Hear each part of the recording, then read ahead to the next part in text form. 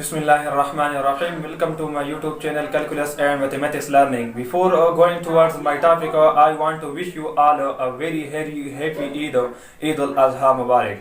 In the previous videos, we learned three questions. First three questions of exercise number 2.6 related with chapter number 2 differentiation. That was a very important question of exercise number 2.6. In today's video, I am going to start a new exercise number 2.7, which is the last exercise of chapter number 2 differentiation. This exercise is also the most important exercise of chapter number 2. In today's video, I am going to start a question number 1. There are total 6 parts in question number 1, out of which 3 questions inshallah will be solved in this video, and the next 3 parts of question number 1 will inshallah be solved in the next video. The question number 1 is totally related with the logarithmic function. So let's move toward question. Use any suitable rule of differentiation to perform. This is exercise number 2.7. To perform dy by dx for the following function. First number part tells that a function is given y is equal to x multiply ln of x square. Over here we have a two function given. First is an algebraic function x and another function is logarithmic function ln of x square. So taking dy by dx on the both sides, so it becomes dy by dx will be first function derivative of the second function, which is lnx². So plus lnx² is the second function and derivative of the first function. This is the product rule of differentiation. So it becomes x multiply. Over here this is the power. So you know that we have a formula for the logarithm that m power n, this will be equal to the n log m. So in the result this power will come to the front. So this 2 power will come to the front, and we will differentiate dy by dx of ln of x, and plus ln x², derivative of x is just 1. So after this it becomes 2x multiply derivative of ln of x is 1 over x, and plus ln of x². This is cancelled out with x, we are left with 2 plus ln of x². So this is the required derivative for the part number A. Now move toward part number B. Tells that y is equal to ln of x² plus 3x plus 2. This is actually the function. Let's suppose this function is u.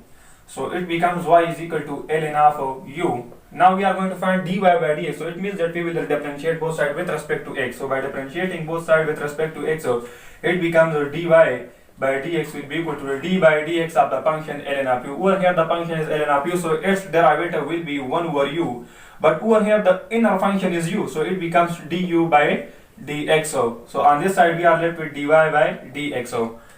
So over here the u is actually the x² plus 3x plus 2. So put it over here, so it becomes 1 over x² plus 3x plus 2 du by dx. It means that we will differentiate u, which is x² plus 3x plus 2 with respect to dx. So it becomes x² differentiation is 2x plus, and differentiation of 3x is 3, and the differentiation of 2 is 0.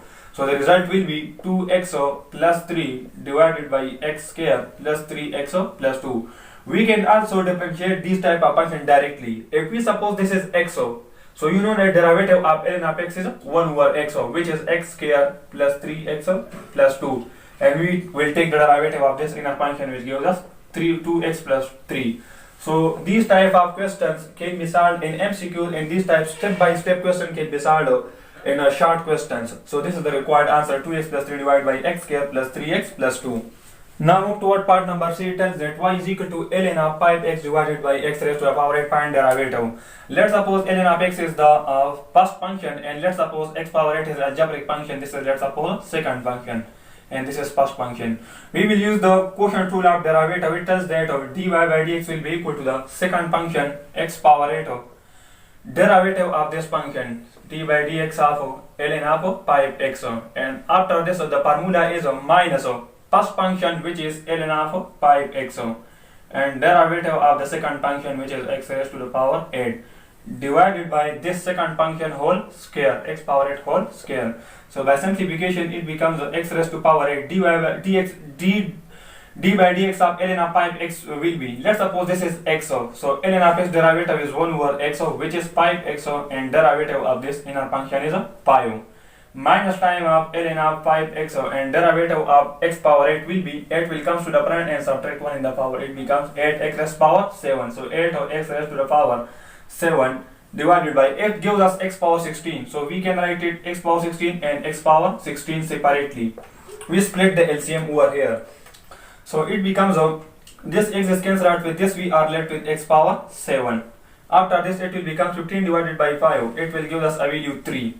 And this x power 7 over here it is positive, so by moving to the denominator its power will become negative, so it becomes x power 16 in the denominator, it becomes minus 7 in the denominator, and over here it becomes 8 of x power 7 ln of 5x divided by x power 16. So over here the x power is positive, so by moving to the denominator its power will be negative. So by simplification it becomes 3 divided by x raised to the power, it will give us 6, 7, 8, 9, it gives us 9, and minus time of 8 of ln of 5x divided by, it will give us x power 9. So this is the required derivative for the part number C.